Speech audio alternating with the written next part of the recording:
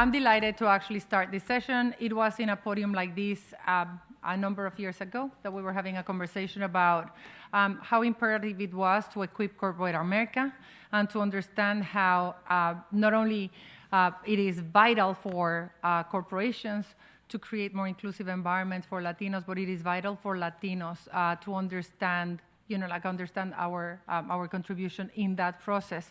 It was in a setting like this, Mike, where we were discussing that number of 76% of Latinos that cannot be themselves at the workplace. And that means that if you're Jorge, you have to pretend to be George when you come to work, and you leave yourself at home, and you come to work with someone you don't even know. And then you're probably going to be disenfranchised and completely out because you're suppressing your Latinidad, you're suppressing yourself. And not only that's a disgrace and a disaster for companies, because clearly we're going to get into a revolving door where we're going to go to a place where we can be ourselves, where we're like welcome. But it is really hard for the soul if you keep on actually having to suppress who you are in daily basis. And because migration is so limited, Latinos are so young, we consider that launching the Hispanic Promise was an imperative and a setup. So I'm delighted to be here with Mike Perera from IBM so that we can talk to you about the Hispanic Promise updates, what we call the Hispanic Promise 2.0. So next slide, please. So a little bit of the background, as we have said before, the Sustainable Development Goals is that master plan for the people on the planet that contains 17 goals. 4 of them are vital for the Latino community. That was the inspiration, along with the 76%, the data point that 76% of Latinos that cannot be themselves at the workplace. We decided to take these Hispanic Sustainable Development Goals and the data point of Latinos and create a framework so that we can advance, so that we can create a framework that is easier and equips corporations and Latinos to create those inclusive environments. The Hispanic Promise was launched at the World Economic Forum in 2019 as a framework, as a promise that corporations were giving the chance to make to Latinos to hire, promote, retain, and celebrate Latinos at the workplace. During that session in Davos 2019, I actually remember the nervous face of my counterpart, Sid Wilson, from from ASER, looking at the crowd and looking at whether we were going to get any company to make a promise to us and to sign that promise. We were around and we decided that this framework, in order to be really be real, it needed to be backed up by all of us, all the Latino organizations working in corporate America. So I'm delighted to say that the Hispanic Promise to date is backed by pretty much every Hispanic organization that is working in corporate America, backed by more than 30 Hispanic organizations, and has been signed by more than 300 companies.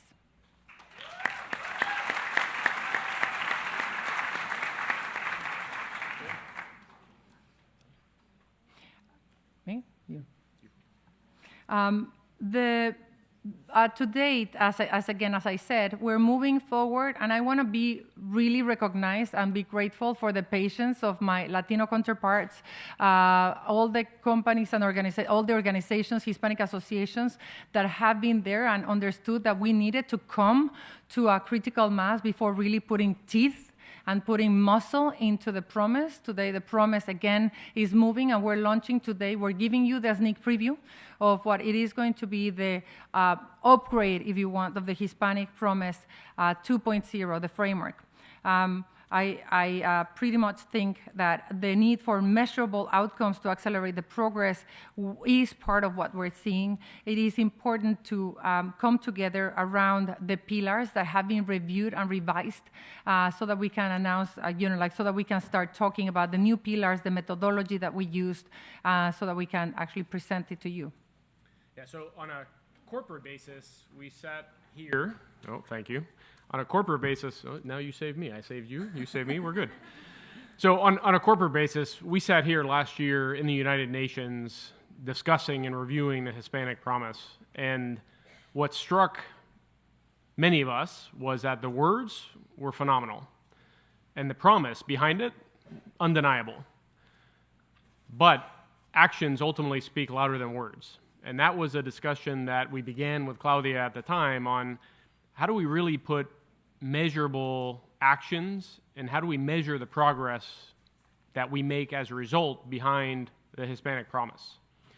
What that ultimately led to was a 3-day workshop with almost a couple of dozen different organizations and companies, IBM, Nike, Procter & Gamble, Unilever, Bank of America, Prudential, ACER, ACE, Prospanica, Hello Alice, Hispanic Chamber of Commerce, and the list goes on, and I apologize. I know I'm missing some in there.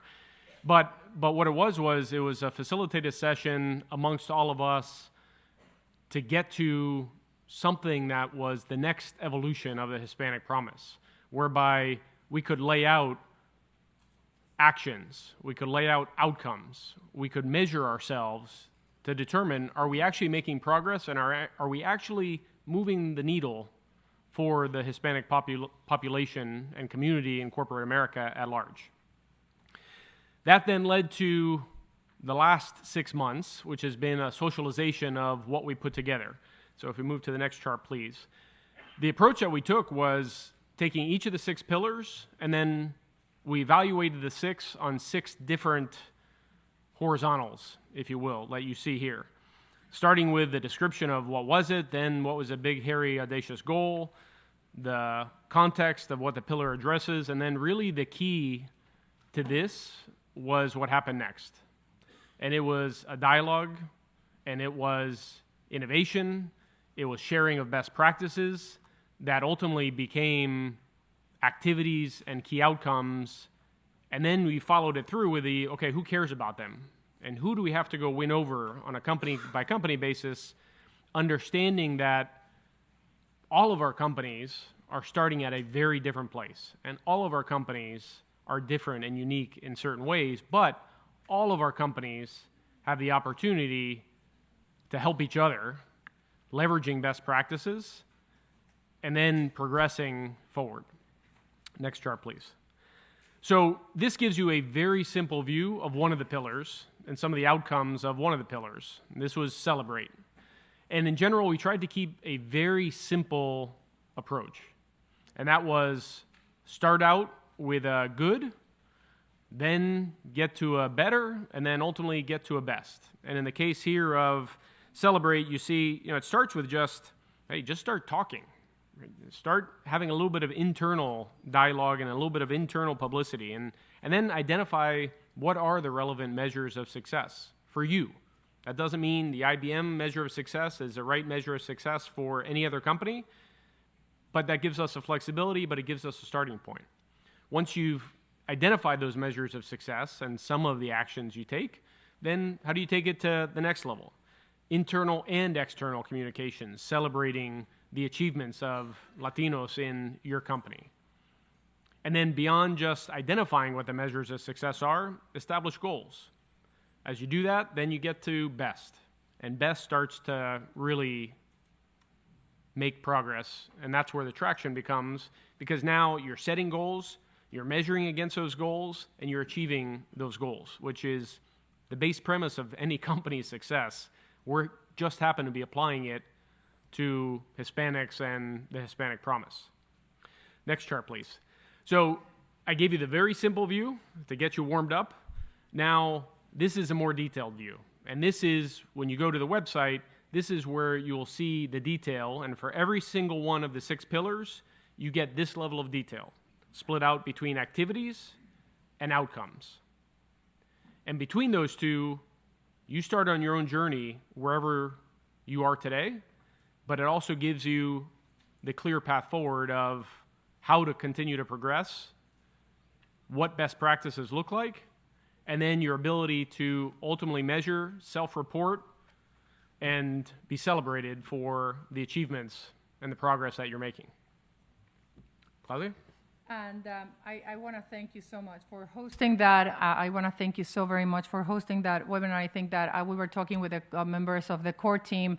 It was the first time, I think, that so many leaders from the Hispanic associations and corporate America were locked in a room for 3 days until we got to a point. And I think that I undersold when I started talking about this session, the relevance, but also the historic moment that we have to create. We Latinos, we're about to create with this framework. If we do this right, it's almost creating the Sustainable Development Goals for diversity and inclusion.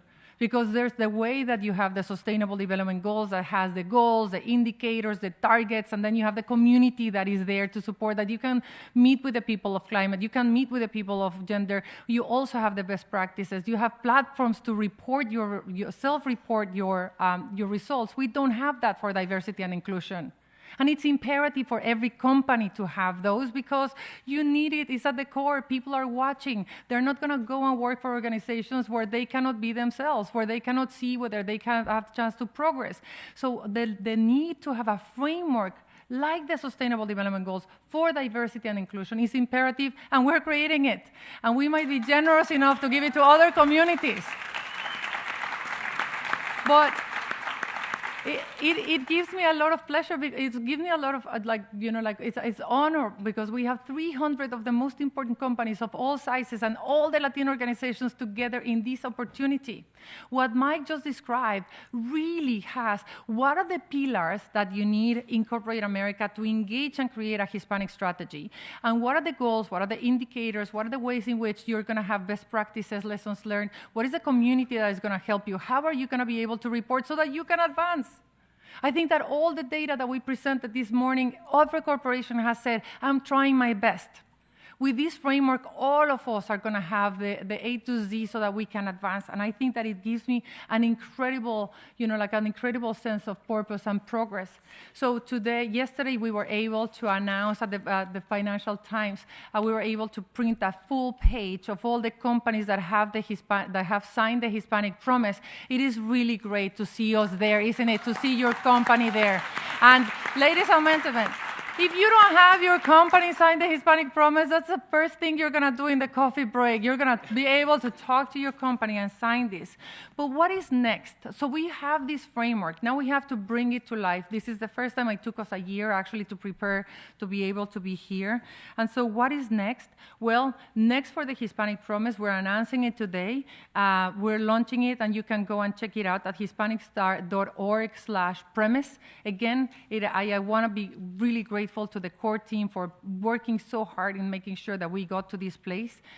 In Q2, we're going to be launching the Hispanic Promise Tech Platform and included within a self-scoring methodology and process for submitting so that we can recognize those companies that are scoring really high. So we're launching the Hispanic Promise Awards so that companies actually can get the visibility and use that measurement to say, show leg and say, hey, I am a Hispanic-friendly company. Come work here. This is a great organization.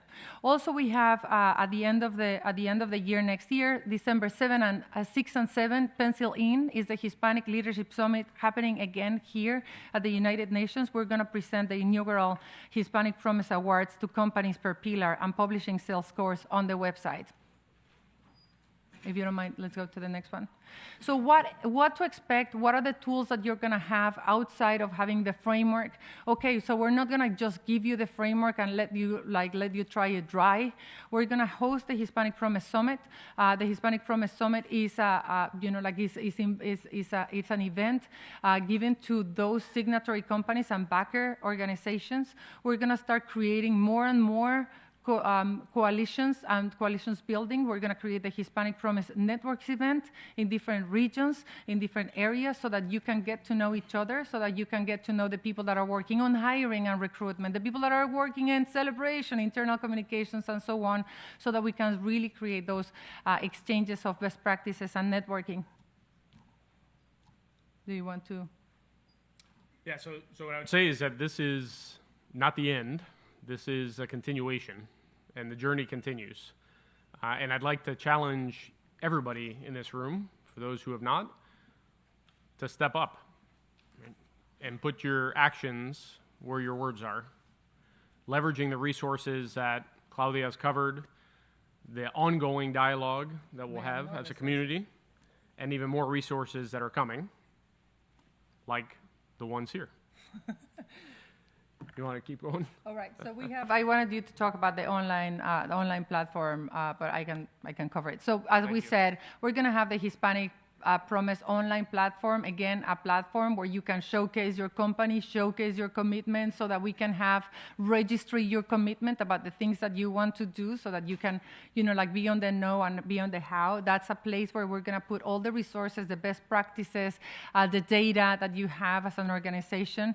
We're going to also start doing Hispanic Promise capacity building series, so that, for example, ERG members, leaders know how to activate certain areas, so that we're going to have capacity building series per one of the pillars, from prepare to hire to promote to retain, celebrate and buy or sell, so that we can actually start looking at, like on the how to do it.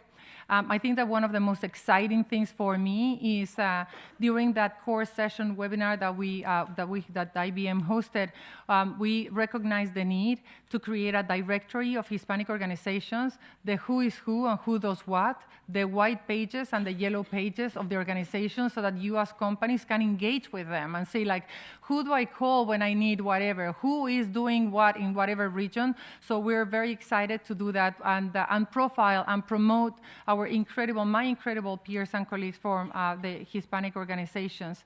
And ideally, this will lead to voluntarism, people that want to do more activities related to the community. If we want to go to the next slide.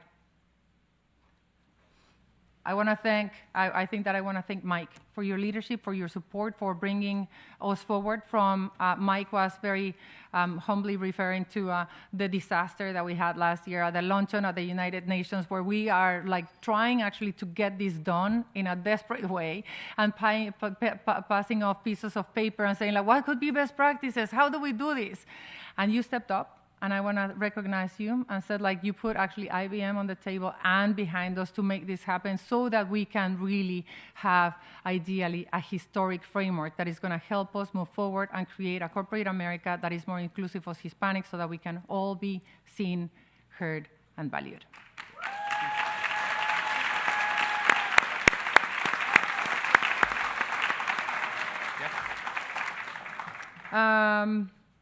Thank you very much.